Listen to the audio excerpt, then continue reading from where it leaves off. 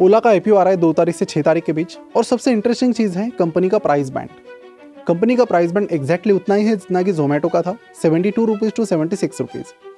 अब यहाँ पर इस वीडियो में मैं वो सेम बातें नहीं करने वाला कि कंपनी लॉस मेकिंग है वगैरह वगैरह, वो सबको पता है। मैं ऐसे 3 चीज़ों के बारे में बात करने वाला हूँ जो किसी को नहीं पता है, और फिर उनकी मदद से हम कंपनी को अच्छे से समझने की कोशिश करेंगे जिससे आप एक बेटर डिसीजन ले पाए। नमस्कार, मैं प्रसाद आपका आज के इस वीडियो में स्वागत करता हूँ। और काफ़ी इंटरेस्टिंग ये वीडियो होने वाला है बिकॉज कई सारे शॉकिंग फैक्ट्स आज आपके सामने मैं लेकर आया।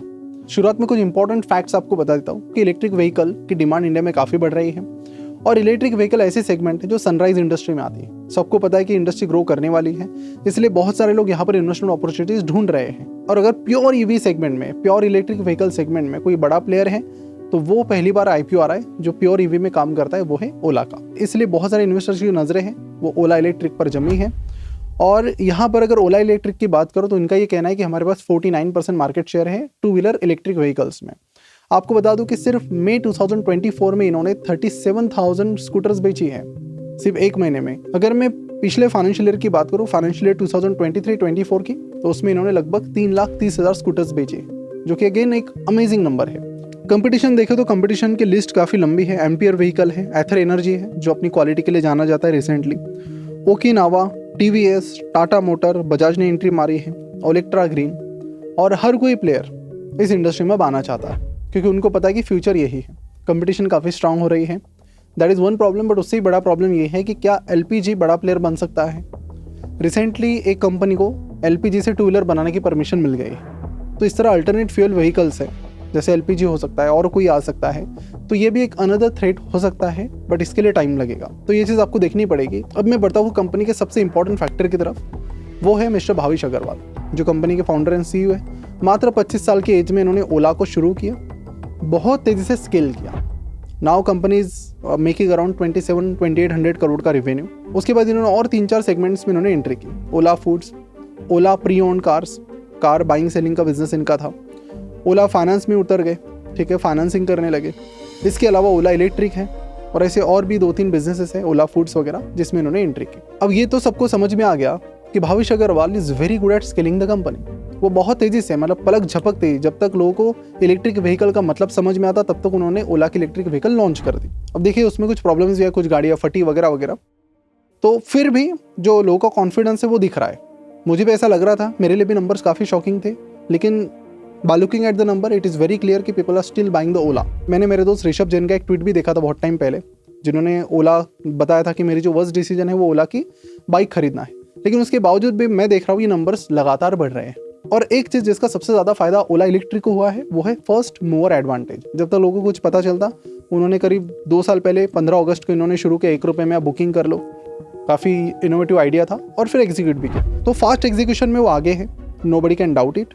ओला में भी उन्होंने बहुत फास्ट एग्जीक्यूशन किया, और जो भी अपने प्रोडक्ट्स लाए वो सब फास्ट एग्जीक्यूशन में लाए। लेकिन यहाँ पर एक बड़ा प्रॉब्लम निकल कर आता है जिसे मैं आपको यहाँ पर हाईलाइट करना चाहता हूँ। देखिए फाइनेंशियल ईयर 2022-23 में कंपनी का रेवेन्यू काफ़ी बड़ा, 42% से बढ़कर 2800 करोड़ हो गया, और कंपनी की जो लॉसेस है वो FY23 में 50% से गिर गए। मुझे लगा कि अब नंबर काफ़ी छोटा हो गया होगा, लेकिन नंबर अभी भी 700 करोड़ का है। 2700 करोड़ का रेवेन्यू, अभी भी 700 करोड़ का लॉस है, जो कि उसके पिछले साल 1900 करोड़ पे रेवेन्यू पे 1500 करोड़ का लॉस था। यानी ये एक चीज़ है जिसमें भाविश अग्रवाल काफ़ी स्ट्रगल कर रहे हैं, और ये अकेली चीज़ नहीं है। मैं कंपनी की सब्सिडरीज की बात करता हूँ 1 by 1। कंपनी की एक सब्सिडरी है जिसका नाम है ओला मनी, जो फाइनेंशियल सर्विसेज प्रोवाइड करती है।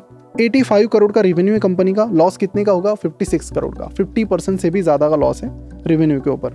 साथ ही कंपनी का कैब लीजिंग का भी बिजनेस है, ओला फ्लीट टेक्नोलॉजीज। वहाँ पर कंपनी का रेवेन्यू था 189 करोड़ का, लॉसेस थे 387 करोड़ के। अब मैं फूड डिलीवरी बिजनेस पर आता हूँ, उसे भी क्यों छोड़ा जाए, जिस पर कंपनी ने बहुत एक्सपांड किया। कंपनी ने फास्ट फूड ब्रांड्स भी लॉन्च किए थे, बहुत सारे लोगों को नहीं पता होगा, बट फूड बिजनेस पर भाविश अग्रवाल और ओला ने काफ़ी एक बड़ी बेट लगाई थी। इन्होंने, आपको याद होगा, दिसंबर 2017 में लगभग 1200 करोड़ के वैल्यूएशन पर ओला ने फूड पांडा को खरीद लिया था, और उन्होंने ये बता दिया कि हम फूड डिलीवरी में बहुत बड़े प्लेयर बनना चाहते हैं। इरादे उन्होंने बता दिए थे लोगों को, तो इसीलिए फूड डिलीवरी पर भी ध्यान देना जरूरी है, क्योंकि बहुत सारे लोग बहुत पुरानी ये चीज़ें भूल गए। लेकिन आपको बता दूं कि बहुत बड़ा कंटेंडर बनना चाहता था ओला, लेकिन प्रॉब्लम क्या हुआ वो समझ लेते हैं। तो इनके फूड डिलीवरी बिजनेस की बात करूँ, जो पीसेस सर्विसेज नाम की कंपनी चलाती है, वहाँ पर इनका रेवेन्यू है मात्र 1.28 करोड़, और उसके ऊपर इनके लॉसेस कितने होंगे? 106 करोड़ रुपीज़। एक लगभग 2 करोड़ का रेवेन्यू, लेकिन लॉसेस है 106 करोड़ रुपए के। उसके बाद इनका जो ग्रोसरी यूनिट है जिसका नाम है ओला स्टोर्स टेक्नोलॉजीज, वहाँ पर इनका रेवेन्यू था 22.4 करोड़ का और वहाँ पर इनके लॉसेस थे 81 करोड़ रुपीज़ के। और इन्हीं नंबर्स को कंटिन्यू करते हुए मैं ओला इलेक्ट्रिक पर आ जाता हूँ और उसके बाद मेरा कंक्लूजन देता हूँ कि मैं कहना क्या चाहता हूँ। तो कंपनी का रेवेन्यू आप देखेंगे यहाँ पर ग्राफ तो काफ़ी तेज़ी से बढ़ रहा है, 456 करोड़, उसके बाद 26 करोड़ और पिछले फाइनेंशियल ईयर में 5000 करोड़। लेकिन अगर मैं लॉसेस की बात करूँ तो वो भी काफ़ी तेज़ी से बढ़ रहा है, 784 crore rupees, 1400 crore rupees and 1584 crore rupees. देखिए इबिडा वगैरह मैं ज़्यादा ध्यान नहीं देता उन पे, बिकॉज चार्ली मंगर कहते हैं कि EBITDA is nothing but a bullshit earnings. Ultimately company के लिए मैटर करता है तो नेट प्रॉफिट और फ्री कैश फ्लो, जो कि दोनों भी इस कंपनी के लिए एग्जिस्ट नहीं करते हैं। अब ये जो अलग अलग कंपनीज के मैंने जो नंबर्स गिनाए आपको, वो मैंने इसलिए गिनाए ताकि मैं आपको बताना चाहता हूँ कि भाविश अग्रवाल का ट्रैक रिकॉर्ड क्या है। क्योंकि किसी भी कंपनी में इन्वेस्ट करने से पहले उसका मैनेजमेंट एनालिसिस करना जरूरी है, जिसके लिए ट्रैक रिकॉर्ड बहुत इंपॉर्टेंट रोल होता है, जैसे कि मैं हर बार बताता हूँ, which is a very big part of fundamental analysis. Video में आगे बढ़ने से पहले आपको बता दूं कि कई सारे लोग हैं जो फंडामेंटल एनालिसिस से भी आगे जाना चाहते हैं, यानी फाइनेंशियल मॉडलिंग से डीसीएफ मेथड की मदद से कंपनी का एग्जैक्ट वैल्यूएशन निकालना चाहते हैं, कंपनी की इंट्रिंसिक वैल्यू निकालना चाहते हैं। लेकिन ये प्रोसेस आसान नहीं है, इसकी बहुत सारी स्टेप्स होती है और इसीलिए काफ़ी सारी इंक्वायरीज आने के बाद हमने रिसेंटली हमारी जो financial modelling and valuation mentorship की बैच है वो ऑनलाइन कर दी है, जिसमें एनरोल करने के लिए आप सिंपली नीचे डिस्क्रिप्शन और कमेंट बॉक्स में दिए गए व्हाट्सएप ग्रुप में ज्वाइन हो सकते हैं, जहां पर आपको आगे की प्रोसेस बताई जाएगी। आपको बता दूं कि ये प्रोग्राम सभी के लिए नहीं है, ये उन्हीं के लिए है जिन्हें फंडामेंटल एनालिसिस आता है। तो अगर आपको फंडामेंटल एनालिसिस आता है तो ही आप व्हाट्सएप ग्रुप ज्वाइन कीजिए, नहीं आता है तो पहले आपको फंडामेंटल एनालिसिस सीखना पड़ेगा, क्योंकि ये जो चीज़ें हैं फाइनेंशियल मॉडलिंग एंड डीसीएफ, ये फंडामेंटल एनालिसिस के भी आगे की चीज़ें हैं, एडवांस चीज़ें हैं। 12 वीक्स का ये वीकेंड प्रोग्राम होने वाला है, जहां पर आपको फाइनेंशियल मॉडलिंग के वेरियस मेथड्स और डीसीएफ पूरे डिटेल में सिखाया जाएगा। चलिए अब वापस बढ़ते हैं वीडियो की तरफ। अब यहाँ पर प्रॉब्लम ये कि Bhavish Aggarwal is very good at expanding the business, मतलब किसी बिजनेस को एक्सपांड करना है, भाविश अग्रवाल से हमें वो चीज़ सीखनी चाहिए। But at the same time Bhavish Aggarwal की 2 प्रॉब्लम्स हैं। उसमें से पहली प्रॉब्लम ये है कि उस बिजनेस को प्रॉफिट में कन्वर्ट करना उन्हें नहीं आ रहा है। हम देख रहे हैं कि लगभग सारे के सारे बिजनेसेस फिलहाल स्ट्रगल कर रहे हैं।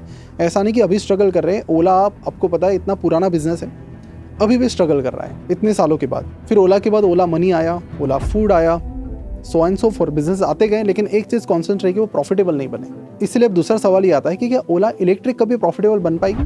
अब सवाल इसलिए बड़ा है क्योंकि अभी फिलहाल सरकार की तरफ से यहाँ पर बहुत सारी सब्सिडीज़ यहाँ पर इनको मिल रही है।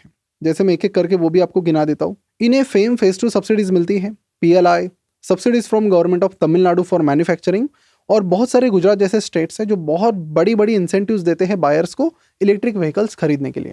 तो इतनी बड़ी सब्सिडीज़ के बावजूद भी कंपनी इतने बड़े लॉसेस पोस्ट कर रही है। तो अगला हमारा लॉजिकल क्वेश्चन ये आता है कि आने वाले टाइम में ऑफकोर्स ये सब्सिडीज़ कम ही होने वाली, जैसे जैसे इंडस्ट्री मैच्योर हो रही है, जैसे जैसे बिजनेस बढ़ रहा है EV में, वैसे वैसे ऑफकोर्स ये जो सब्सिडीज़ है वो कम होने वाली है। तो उसके बाद कंपनी कैसे प्रॉफिट कमाएगी, that is point number 1। And यहाँ पर पॉइंट नंबर 2 है कि competition is increasing like anything. Bajaj Chetak is giving a tough competition. Of course वो प्लेयर अभी छोटे हैं, लेकिन ज़्यादा बड़े बनने में उनको टाइम नहीं लगेगा। एट अ टाइम बहुत सारे प्लेयर्स आ गए हैं जो भी ओला इलेक्ट्रिक को टफ फाइट देने लगे।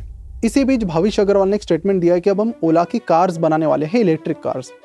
अब यहीं पर मेरा दूसरा पॉइंट आता है, जो मुझे लगता है कि भाविश अग्रवाल के साथ एक दूसरी प्रॉब्लम है, वो ये है कि ये चीज़ों से जल्दी बोर हो जाते हैं। कैसे? जब इन्होंने ओला लॉन्च किया तो उसके बाद इन्होंने फटाफट बाकी बिजनेसेस ट्राई करने की कोशिश की, लेकिन उन्हें कहीं ना कहीं इन्होंने आधे में छोड़ के आगे बढ़ गए। जैसे कि मैं बात करूं तो ANI टेक्नोलॉजी जो ओला की पेरेंट कंपनी है, उसके पास 2 सब्सिडरी कंपनीज थी, ओला और ओला इलेक्ट्रिक। लेकिन तभी मनी कंट्रोल की एक रिपोर्ट आई थी, the curious case of Bhavish Aggarwal and Ola electric, जिसमें उन्होंने बताया कि अचानक फिर ऐसा क्या हुआ पता नहीं, भाविश अग्रवाल ने ओला इलेक्ट्रिक का 92% स्टेक मात्र 92,000 रुपीज़ में खरीद लिया और फिर वो ओला इलेक्ट्रिक पर फोकस करने लगे। वहाँ पर उन्होंने फंडिंग रेज की और काफ़ी ज़्यादा फोकस उनका ओला इलेक्ट्रिक पर चला गया। अब ये जो ट्रांजिशन हो रहा था ओला से ओला इलेक्ट्रिक का, इसी बीच मतलब कई सारे इंडस्ट्री एक्सपर्ट्स कहते हैं कि फाउंडर्स के बीच डिसएग्रीमेंट्स हुई, जिसके बाद अंकित भाटी जो CTO थे ओला के, चीफ टेक्नोलॉजी ऑफिसर, वो कंपनी छोड़कर चले गए। उसके बाद लगभग 2 सालों तक ये पोजीशन फिल नहीं हो पाई और कई सारे टेक्निकल ग्लिचेस ओला के जो कैब बुकिंग प्लेटफॉर्म है वहाँ पर यूजर्स को फेस करने पड़े और शायद अभी भी काफ़ी ज़्यादा प्रॉब्लम्स फेस करनी पड़ती है। लेकिन अभी भाविश अग्रवाल शायद उस बिजनेस से बोर हो चुके हैं, तो उन्होंने अपना पूरा फोकस लगा ओला इलेक्ट्रिक पर और अब इसे बढ़ा रहे हैं। इसी बीच इनका अगला स्टेटमेंट जो आता है वो मेरे लिए काफ़ी कंसर्निंग है कि अभी हम ओला बाइक्स के बाद ओला इलेक्ट्रिक बनाएंगे। क्योंकि ऑलरेडी आप प्रॉफिटेबल नहीं हो। अब आपका जो रिस्क है वो सिर्फ आपका नहीं है या वेंचर कैपिटल्स का नहीं है, वो अब आम इन्वेस्टर्स का भी होने वाला है, क्योंकि कंपनी लिस्टेड होने वाली है।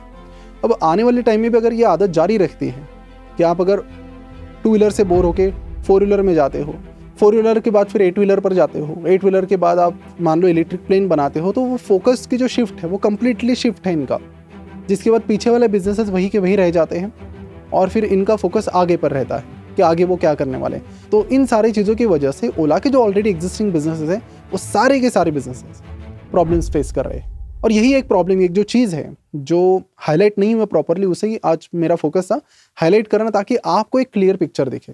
अब बढ़ते हैं कंपनी के सबसे इंपॉर्टेंट चीज़ पर कि कंपनी का वैल्यूएशन कैसा है। क्या ये अंडर वैल्यूड कंपनी है, फेयरली वैल्यूड है, या फिर बहुत ही ज़्यादा ओवर वैल्यूड है, जिस तरह बहुत सारी लॉस मेकिंग कंपनीज एक्चुअल में रहती हैं। चलिए उसके बारे में बात करते हैं, लेकिन उससे पहले आपको कुछ डेटा पॉइंट्स दिखाता हूँ। रेट शेयर की एक रिपोर्ट आई है जिसमें ये बताया गया है कि जो 2 व्हीलर इलेक्ट्रिक व्हीकल्स हैं उनका पेनिट्रेशन आने वाले टाइम में बहुत ज़्यादा बढ़ सकता है। अब इसके लिए काफ़ी सारे लॉजिकल चीज़ें हम भी सोच सकते हैं कि कई सारे जो सिटीज़ हैं, छोटी सिटीज़, वहाँ पर मतलब भीड़ इतनी बढ़ गई है कि 4 व्हीलर वहाँ पर लेके जाना बड़ा मुश्किल है। तो लोगों के लिए जो सबसे इंपॉर्टेंट है, साइकिल तो अभी ज़्यादा रही नहीं यूज़ में, तो सबसे इंपॉर्टेंट लॉजिकल पॉइंट 2 व्हीलर का बनता भी है।